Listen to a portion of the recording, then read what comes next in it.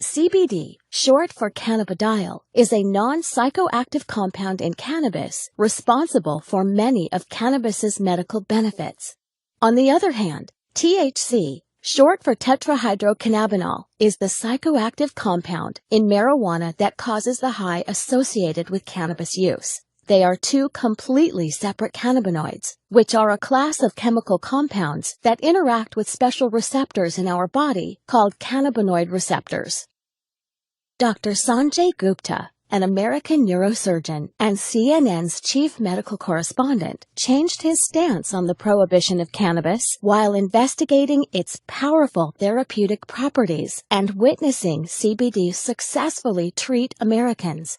He shocked mainstream America, saying, "We have been terribly and systematically misled for nearly 70 years in the United States, and I apologize for my role in that." Through Dr. Gupta's review of the history of cannabis, he found that it has been a legitimate medicine for at least 3,000 years.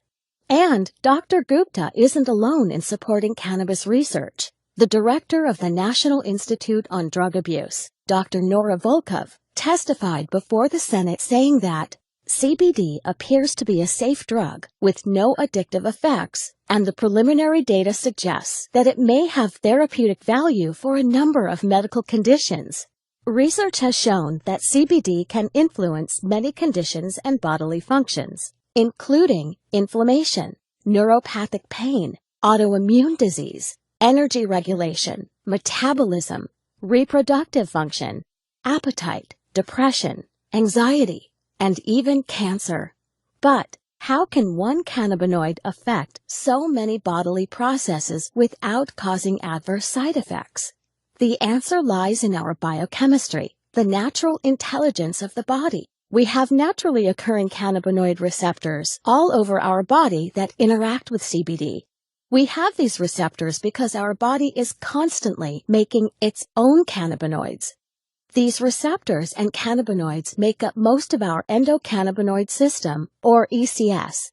Our ECS is always in action, and if functioning properly, is a major factor in keeping us healthy.